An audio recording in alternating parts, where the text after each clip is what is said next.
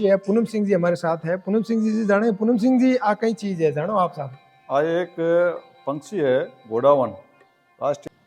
राम राम दोस्तों, आज मैं हूँ यहाँ पे हरबू जी के मंदिर में। ये नेड़ई के अंदर गांव है सांखला, और यहाँ पे एक बहुत ही पर्यावरण के लिए जो एक बहुत अनूठी पहल है, यहाँ पे गोडावन की मूर्ति लगी हुई है।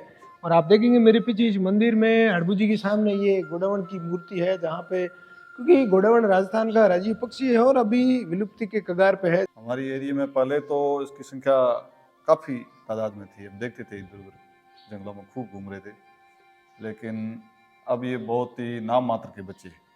अच्छा, तो आपने अपनी आंखों से इस पक्षी को देखा है कभी? देखा था, 2-4 बार देखा है मेरी उम्र में। अच्छा, हाँ। तो अब कम होने की क्या वजह रही होगी? देखो, कम होने की तो वजह पर्यावरण में आजकल लोग उसको नुकसान ज़्यादा पहुंचाते हैं, शिकारी है, मार देते हैं, इस वजह से पंछियों की तादाद घट रही है दिनों दिन। हाँ, मतलब इनका जो है वो हैबिटाट, इनका जो घर है ना वो हाँ, खत्म हो रहा है। खत्म हो रहे, धीरे धीरे ये खत्म हो रहे हैं। पिछले 9 साल में जैसलमेर में जो सोलर पंखे और जो विंड मिल्स लग रही है, उनके तारों में फंस के हमने देखी है, तो वो भी एक बड़ी वजह है इनके बहुत खत्म बहुत होने बड़ी की। वजह, सबसे बड़ी वजह वही है। तो मंदिर में यहाँ जब आते हैं जो भगवान के पुजारी, इनको देख के हाँ, इसको देख के मतलब बहुत ही खुश तो प्रसन्न होते होते हैं, बहुत ही हाँ, खुश होते हैं। क्योंकि ये यूनिक चीज है उनके कई बार पक्षी तो की। कई लोग अनजाने में इसके ऊपर चढ़ावा भी चढ़ाते हैं। अच्छा। यार बहुत ही अच्छा सुंदर।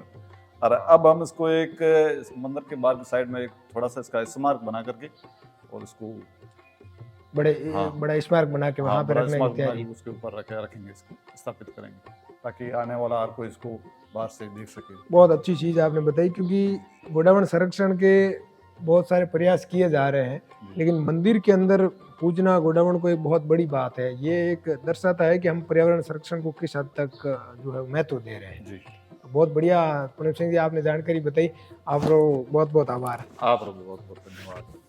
जिसके लिए संरक्षण के प्रयास निरंतर जारी है। तो मंदिर के अंदर गोडावन की मूर्ति हरबू जी से एक गुहार लगाते हुए यहाँ पे लगी हुई है, तो ये एक दर्शाती है कि किस तरह से जो है हमारे गोडावन संरक्षण के लिए जो है वो जरूरी है ये प्रयास जो है मंदिरों के अंदर इनका पूजना। हमारे साथ यहाँ पे पर्यावरण विशेषज्ञ है डॉक्टर सुमित डुकिया जी, उनसे हम जानेंगे इसका क्या इतिहास है और क्यों ये है, तो बताएंगे आपको। धन्यवाद शरण जी।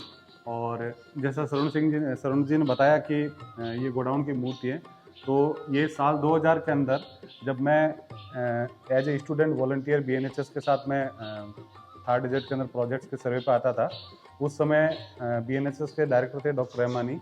उनके साथ में हम लोगों ने लोगों से समाज से और बात करके देखा कि भाई आप कहीं पे ऐसा कुछ अगर आपको हम अगर मूर्ति बना के दें तो क्या आप उसको समाज के धार्मिक स्थलों पे जगह देंगे।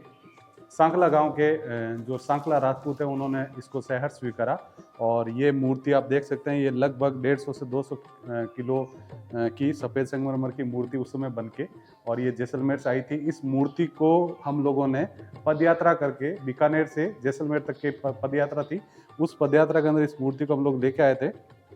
और इस मूर्ति को यहाँ पे जब स्थापित किया था तब रात को एक जागरण भी हुआ था, और मूर्ति जब बनी थी यहाँ पे स्थापित हुई थी। उस समय हरबू जी का जो चबूतरा था और वहाँ पे मूर्ति थी। आज हम देख रहे हैं कि गांव वालों की श्रद्धा और भक्ति के अंदर मंदिर का एक भव्य रूप हो गया है।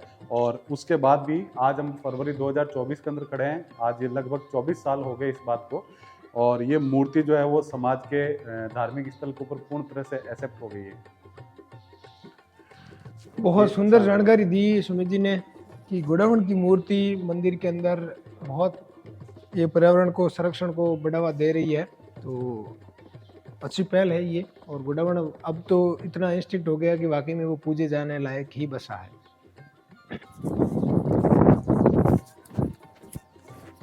अरे कुछ रह गया होगा तो शरण जी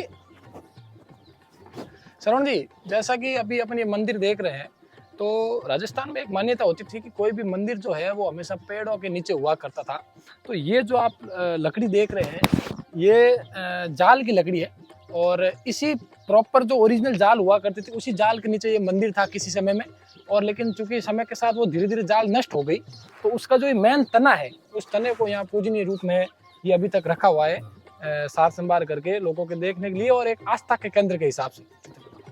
तो इसको आप देख सकते हैं कि किस प्रकार लोगों का इसमें विश्वास रहता है मंदिर की, और यहाँ जो पेड़ का जो इम्पोर्टेंस है रेगिस्तान में जाल का, वो ये आपको स्टेचू देख के पता चलता है।